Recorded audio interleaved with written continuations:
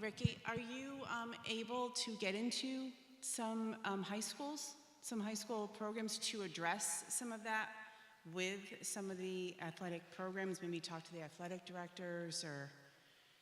Yes, we actually just wrapped up a project back in the spring where we did a 3-year, what we call our Healthy Masculinity Project. Year one, we engaged 20 programs around the country. We increased it to 32 the next year, 40 the next year, so 92 programs. Minimum of 25 youth per program where we talked about a Live Respect curriculum. And then our Live Respect curriculum is a free downloadable curriculum on our website. And so we have some schools who also download the curriculum as well. And some people say, why don't you charge for the curriculum? Because it's such an important issue. And so we can support schools, provide TA sessions with them to talk about that. But then we had some schools who because of like red tape within their school policies that we had to kind of change MOUs and change writing. So it was a lot of red tape that we had to go around to get it into schools. The sad thing is that when we talk about prevention curriculum, oftentimes it's tough to walk in the front door. There are teachers who bring us through the side door. I know you're laughing about that. But how do we get to the place that this becomes so important that we're not begging to get in schools, but schools are inviting us to come in? So we are doing this curriculum in some schools. What can I do to bridge that gap? Like my son's 16. He's a football player at South Brunswick. So how can I help bridge that? Talk to the athletic director to get you to be able to come into the school. Like, is there? I've actually gone to West Brunswick. We're licensed. Oh, South Brunswick. Okay. Well, I have actually gone to the Columbus County schools and said we have been licensed. Stat USA and the Women's Life Center had been licensed to actually go and talk about all this, and crickets. So if the parents will actually start speaking up and saying, we want to have this conversation with our children, but we don't know how. And we actually have a curriculum that actually will train the parents how to have the conversation. So, but it's. Yeah, I mean,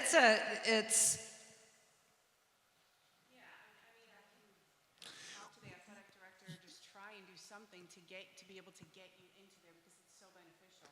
One of the things that we use at times is because of the work we do with the NFL, National Hockey League, Major League Soccer, Major League Baseball, and the NBA. Sometimes that's our entryway to get in to have those conversations.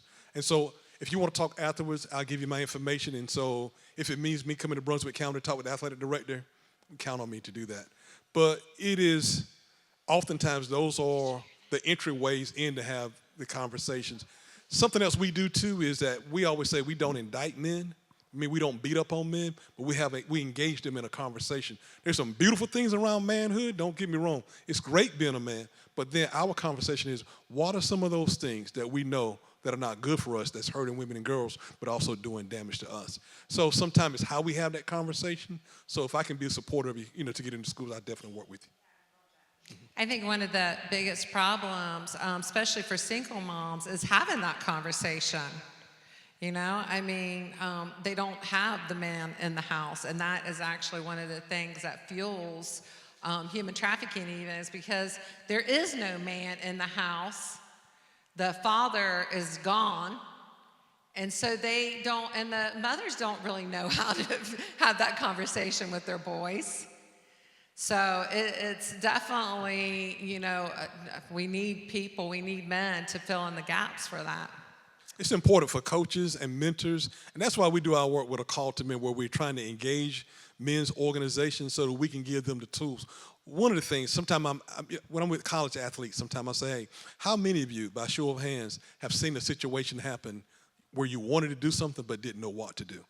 And just about every hand goes up. So my thing is, how do we engage them, give them the tools in their toolbox so that when they see something, we give them the language of how to handle or how to speak to. How do I speak to you and pull you into a conversation without, I always say, how do I engage you without losing you? because I want that kid or that person who did something this time, I want to be able to have other conversations with them. And sometimes I can't say everything I want to say the first time. It's like eating a pie. I can't eat the whole thing, but how do I give them a small slice so they can digest and we can continue to have conversation? So oftentimes working in schools is that how do we bring in a curriculum, but also how do we bring in that credible messenger? How do I train that coach?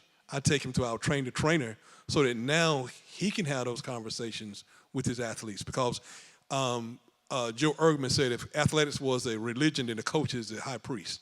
So, so we can train those coaches how to have these conversations. If this place was full of coaches tonight who are working with these young boys, it would make a huge difference. I know, it would make a huge difference if every seat was it. All right, who else has another question? Yes. Okay, give me one. Okay, let me get this.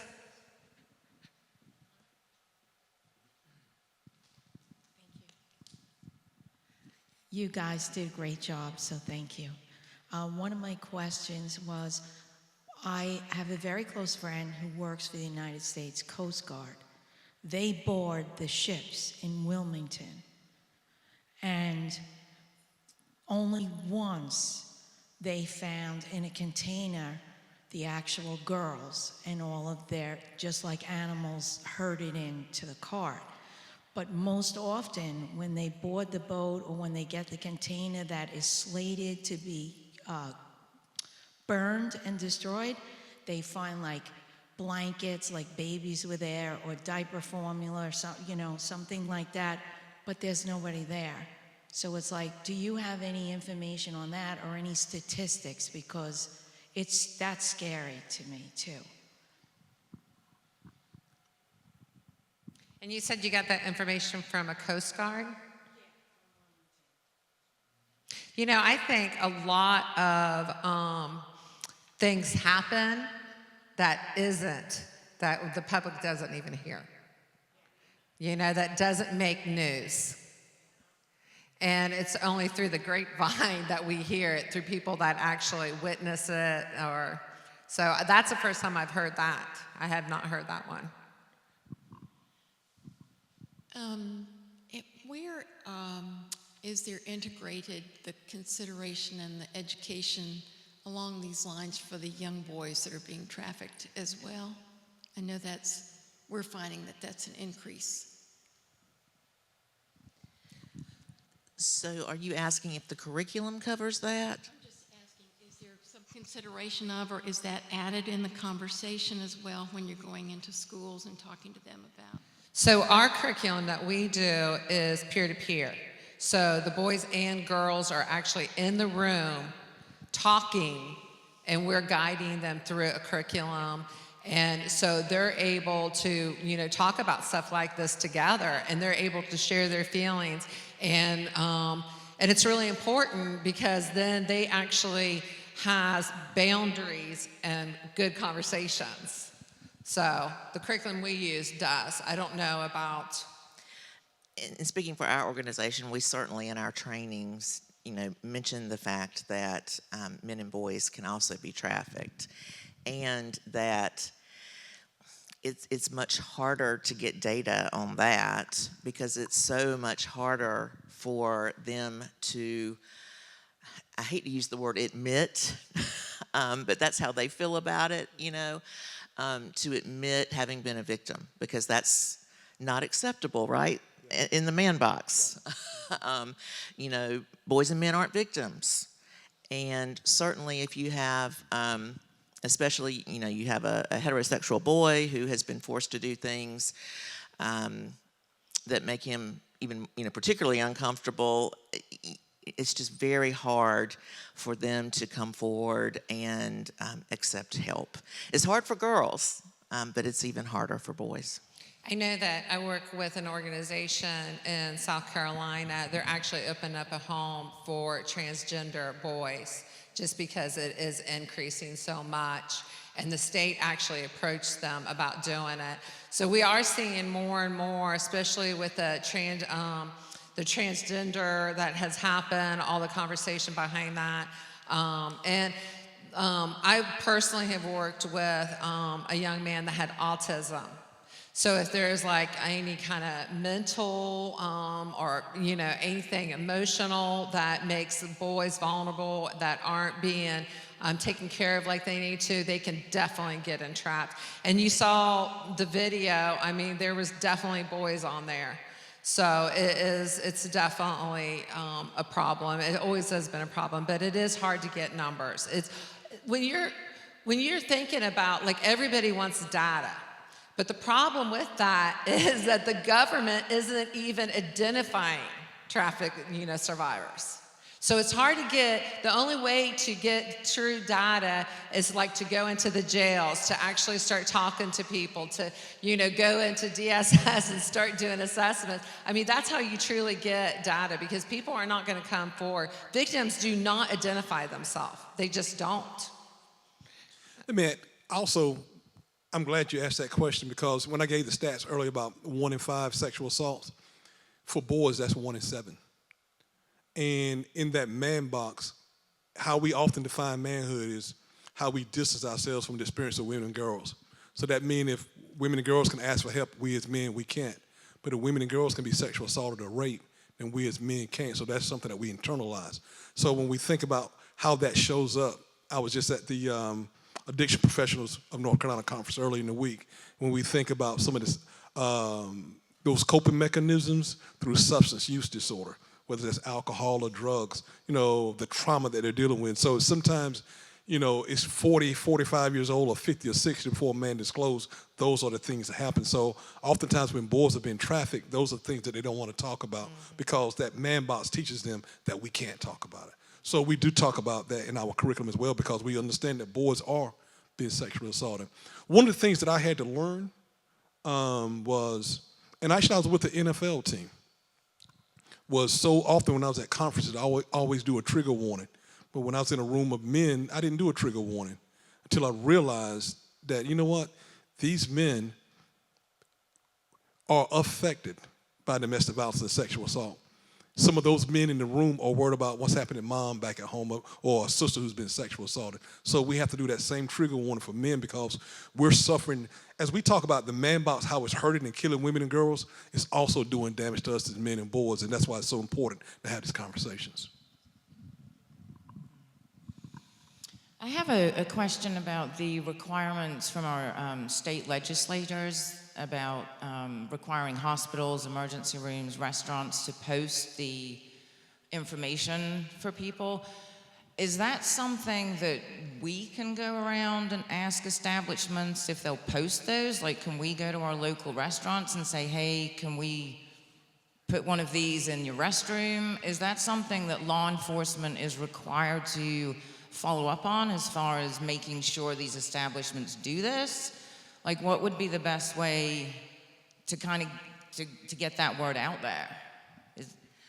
So we did exactly that in our community. We had student volunteers. We would give them the posters and send them out and ask them to ask business owners, including restaurants and bars, which Greenville is full of, if they could post them. And some would and some wouldn't.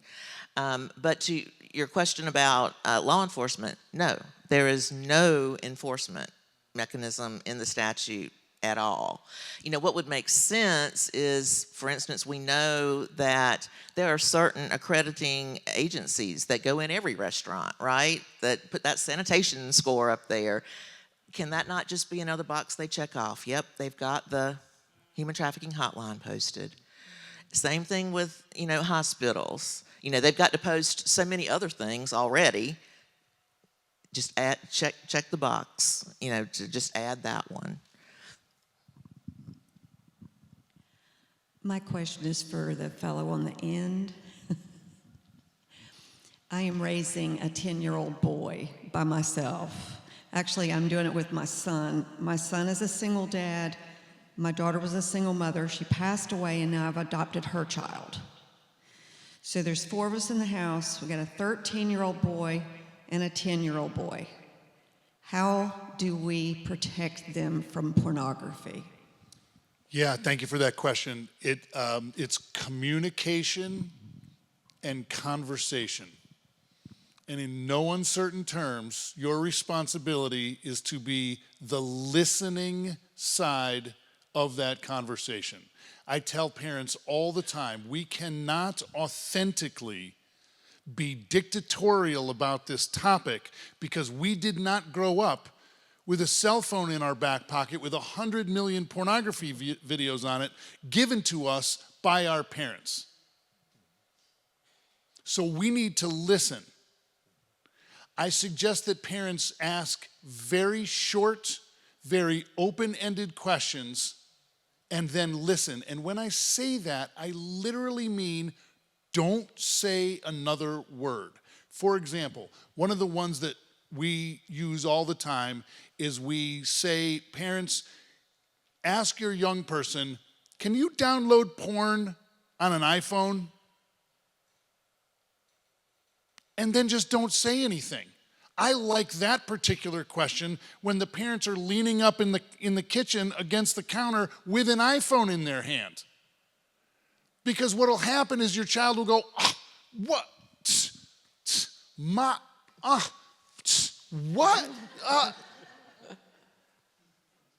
And then you say, well, I heard this guy at Crosswinds Church and he was saying that kids watch 515 pornography videos every second in the United States of America. Is that true?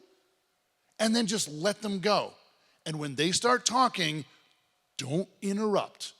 I have worked in schools and churches and in hundreds of individual homes in the state of North Carolina, and with my own eyes, I have watched young people talk themselves out of watching internet pornography while their parents sat back and went, huh, really?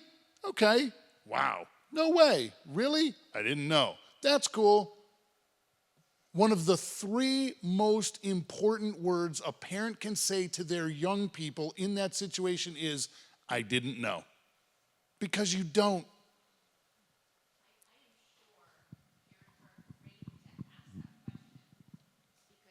Yes. Yes. Oh, mommy said I should, like plant an idea Right. in their head. Yeah. Oh, right. And the planting it in their head. I love this question. By the way, I'm so excited to be having this conversation. Thank you so much for asking me this. The planting the question in their head, right? Let me offer this. 97% of boys and 68% of girls are going to see internet pornography on purpose before they leave high school. Boys at the age of 15 are watching 7 porn videos a day on the average. That's 10,000 before they leave high school, okay? Are you going to plant that seed in your head? Maybe. Are they going to see it with or without you planting that seed in their head? Yeah. My daughter goes to college, and I did not want her anywhere near a fraternity house.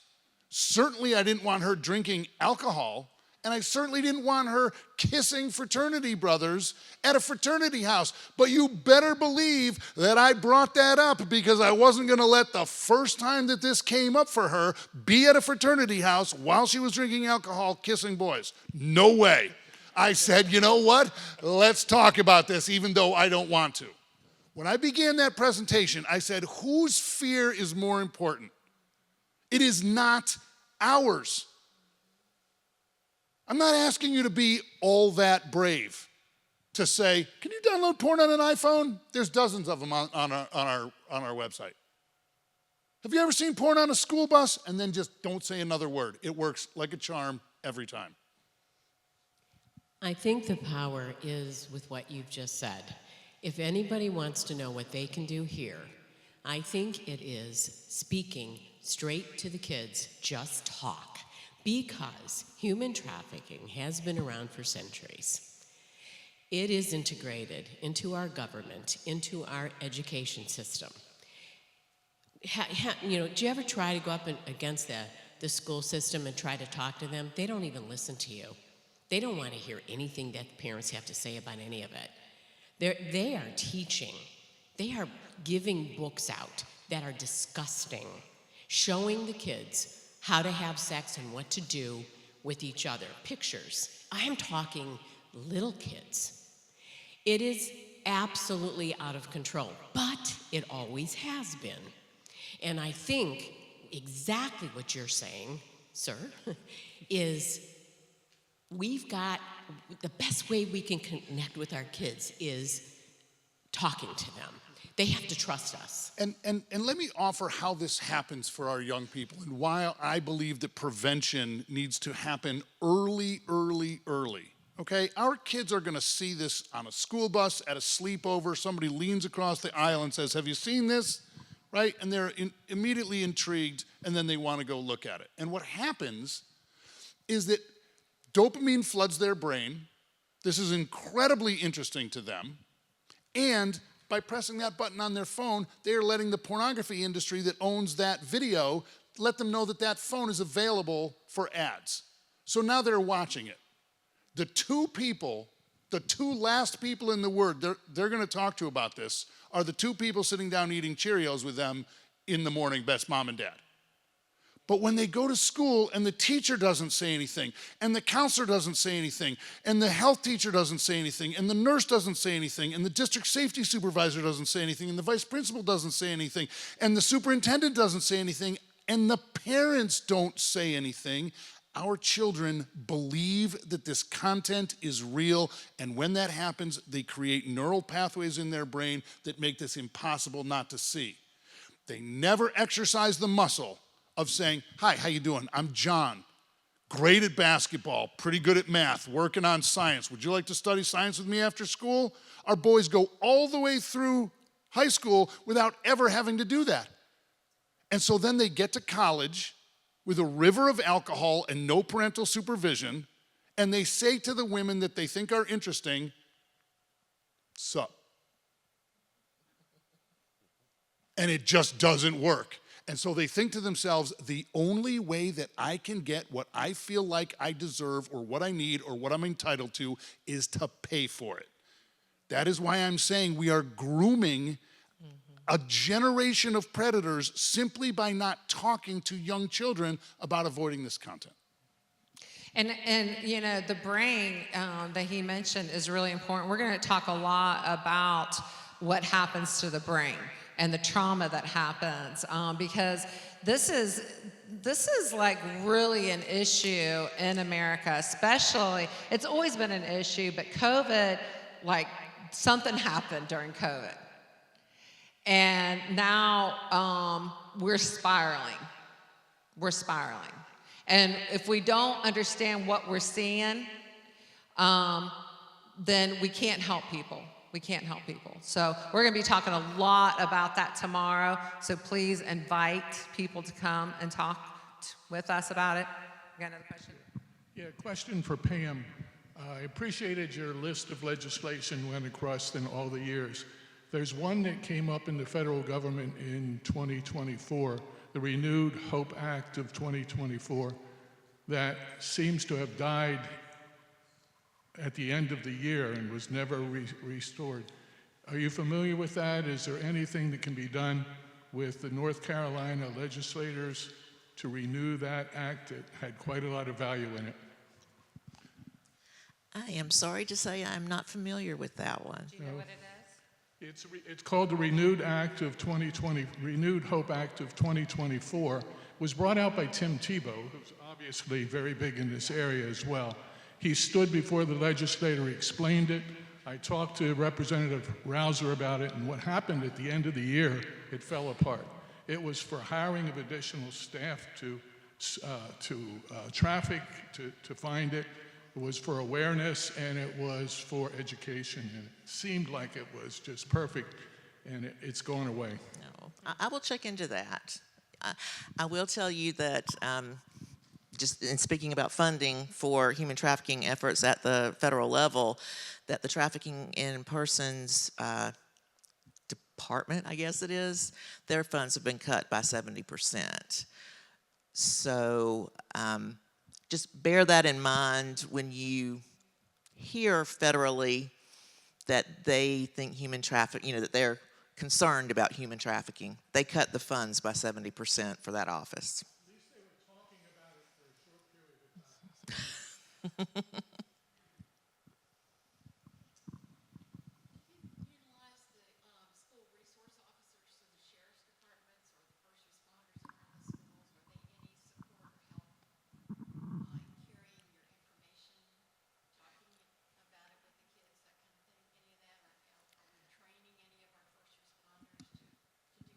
Well, tomorrow we will be. They were all invited. They were all invited. And I know a couple myself that, I invite, and it's not that they don't want to, but they have to do what their bosses says. And if the schools don't let them, then that's a problem too. I know that when I went to West Brunswick to talk, the officer actually came up and he was like, you need to do this, you need to do this, because it's really the sexhortation in schools. I mean, it's a big problem. And that was literally almost a year ago. So we need parents to make loud noise about it. Hi. So my question is for John and Ricky. This for me is all spiritual. I've just been working with this child rescue ministry for like a year, but I know more about child sex trafficking than I want to. Having just moved here from Texas where the problem is prolific, what we're talking about doing now is what you all are doing, and thank you for answering the call, because we know it is a calling from the Lord. We're trying to get into schools, and they're using their experiences, the child rescuers, to try and talk to the children directly, because as you said, John, we do need to have these conversations, but a lot of kids, they don't want to hear it from their parents, because my kids know way too much, probably. I'm like, tell your friends. So, because they all think they're invincible, right? And so if we're not talking to them directly, they're really probably not going to hear it from their parents. Like I said, I work like you all do, and my kids don't want to hear it from me. And so I really think we need to focus more on preventative measures and trying to get into youth groups and churches like I've been trying. I have not even received a courtesy of a reply from 35 churches in Texas. And I love the Lord just as much as most people here do. I have had to pray about my anger, because when is the body of Christ going to get involved? Because talking about the eradication of child sex trafficking is a spiritual thing. It's demonic. All the forces we're fighting principalities. And so I'm thankful that you all are doing this in a church, because so many churches are afraid to touch on these subjects, and we have to talk about these taboo subjects to our kids to protect them and our communities. For exactly the reasons that you just articulated, the churches are the problem. And in addition, very quickly, the churches are also the solution. Yep. This is exactly what we should be talking about, and this is exactly where we should be talking about it. I will tell you that in my experience, I am really trying to focus on parents, because it has been easier for me than trying to get into a school or get into a church or something like that. I went to a Christian, all-boys Christian school near where I live. And I gave 2 presentations in the same day, one to the 9th and 10th graders and one to the 11th and 12th graders. A month later, I went back to that school just to find out how it went. And the football coach sat down next to me and he said, John, I want to tell you, unbeknownst to the coaches, the teachers, or the advisors, our entire football program, JV and varsity, met in the locker room to try to figure out how they could keep each other from watching internet pornography. And I was like, oh my gosh, that's why I'm on the planet. That's the greatest news I've ever heard. As I went to get into my truck as I was leaving, what I didn't say to them was, it took me 11 months to get into that school. Without the schools and the churches reaching out, it is incredibly difficult to go that route. And that's I have sent letters, personal letters to the pastors in this county inviting them to come. How many pastors do we have here today? Yeah. Maybe tomorrow. That's right. We're going to be optimistic. Listen, can I share this? Some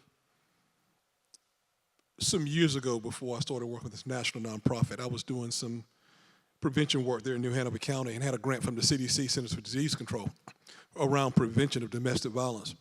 And so I put together a task force where we were writing policies for faith communities. Oftentimes people don't know that you need policies in place for faith communities. And I was doing a training called Breaking the Silence in Communities of Faith. And I was having a hard time getting pastors to come. There was one particular pastor who every time, it was always the night before, he would call me before a training, something came up. And I'll never forget one Friday, I was in my yard mowing my grass and my phone rang and it was him. And he was like, Rick, he said, I've had one of my ministers who put his hands around his wife's neck. He said, and I need to talk to you about how to talk with them as a couple. I said, number one, you don't talk to them as a couple because one person can't be honest. He said, I can't believe that she was pregnant. I said, well, the occurrence of domestic violence goes up during pregnancy. And then all of a sudden he was like, hey, when is your next training? My next training, he and his wife and 30 of their congregants, their lead personnel came to the training. My question is, why do we have to wait till something happen within our faith community before we respond? So so when we think about engaging faith communities, how do we paint a picture or tell a story to engage them? Because when we think about human trafficking when I asked the men earlier about close your eyes, think about it for your granddaughter. Think about it for someone who was close to you. So how do we make this come alive that we want people to come, that we're not reactionary to wait till something happens, but we are proactive? Because that's what prevention is all about. We're swimming upstream. We're not waiting till people are rescuing people out of the water, but we're swimming upstream to find the hole that's in the bridge so that we can repair it so that we don't have this issue.